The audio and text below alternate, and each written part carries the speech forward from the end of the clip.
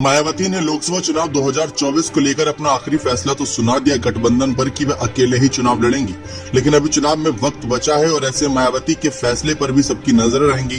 क्या वो फैसला बदलेंगी? क्योंकि सपा कांग्रेस जैसी बड़ी पार्टी ने उत्तर प्रदेश से अभी भी इंडिया दल में बीएसपी के स्वागत के लिए दरवाजे खोले रखे हैं। सवाल बहुत बड़ा है, लेकिन इन सब के बीच हाल ही में आए कुछ चुनावी नतीजों की बात कर लें तो इससे इस बात को और ज्यादा बल मिलता है कि मायावती ना सही लेकिन उनके नेता जरूर इंडिया दल का समर्थन कर सकते हैं। जैसा कि एक एग्जाम्पल नहीं, कई सारे उदाहरण निकलकर सामने आए। हाल ही में कर्नाटक, हिमाचल जैसे राज्यों में जब चुनाव हुए तो राहुल की भारत जोड़ो यात्रा से मजबूती मिली और कांग्रेस की सरकार बनी। इसके बाद अब घोषित चुनाव की बात कर लें, यहाँ पर इंडिया दल का यहाँ पर बात हो रही थी, समाजवादी पार्टी की नहीं, इंडिया दल की, और इंडिया दल ने यहाँ पर मजबूती दिखाई, जबकि बीजेपी के पास ज्यादा मजबूती के चांसेस थे। दारा सिंह चौहान हो गए, ओपी राजभर हो गए, संजय निषाद हो गए, अनुप्रिया पटेल, खुद मुख्यमंत्री योगी आदित्यनाथ, कैबिनेट के कई मंत्री, सभी को आए किया, लेकिन किसकी जीत हुई? जीत हुई यहाँ पर समाजवादी पार्टी की, और अखिलेश ने इसको इंडिया दल की जीत बताया। अब आप गौर करिए कि मान लीजिए आप एक नेता हैं, क्या आप उस पार्टी के साथ बने रहेंगे जो पिछले 10 साल से सत्ता से बाहर है, या उस पार्टी के साथ जाना पसंद करेंगे जो धीरे धीरे सत्ता में वापसी कर रही है? आप खुद अगर ये बात सोचेंगे तो आप तो यही जवाब देंगे कि हम तो उस पार्टी के साथ जाना पसंद करेंगे जो पार्टी सत्ता में है, क्योंकि आप बिना सत्ता में रहे क्या जनता की सेवा पूर्ण रूप से कर सकेंगे?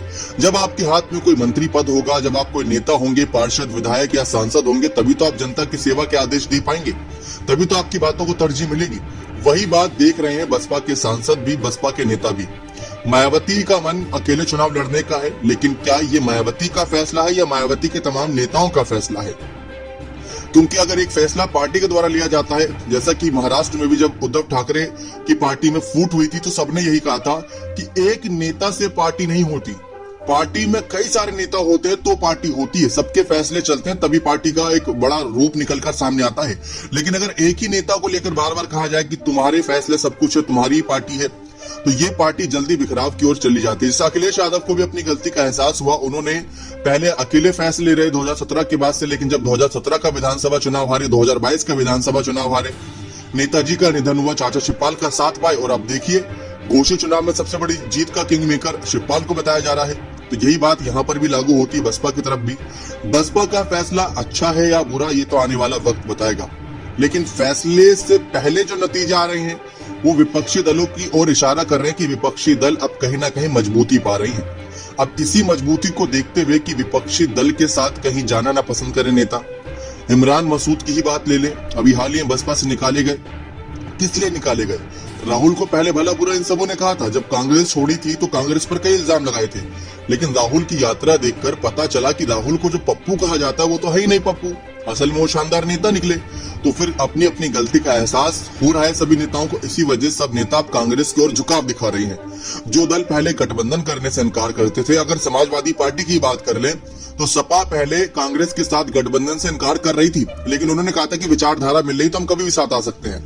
लेकिन कर्नाटक चुनाव के नतीजे आते ही सपा को एहसास हो गया कि हाँ, कांग्रेस में भी अब दम आ चुका है, कांग्रेस बदला लेगी बीजेपी से, तो चलिए उनका साथ देते हैं। यानी कि बीजेपी को हराने की बात हो रही है।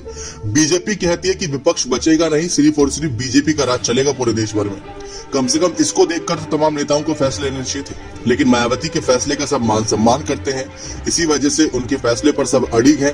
लेकिन 2014 का चुनावी नतीजा भी कोई नहीं भूला, वो हालात कभी भी ताजा हो सकते, बस तो वही ना दोहराए, इस बात का डर रहेगा नेताओं में। 2019 का नतीजा दोहरा दे, शायद 10 सीटें 20 सीटें निकाल ले बसपा तो बहुत बेहतरीन है, लेकिन 2014 वाला नतीजा ना निकाले। अब देखते हैं मायावती क्या अपना फैसला बदलेंगे इन चुनावी समीकरण को देखने के बाद, क्योंकि एक तरफ कहा यह भी जा रहा है कि बसपा को दलित और मुस्लिम का वोटर्स भी अब छिटकता जा रहा है। अब इस बात में कितनी हकीकत है ये तो आने वाला वक्त ही बताएगा। बने रहे चैनल के साथ, बहुत बहुत धन्यवाद।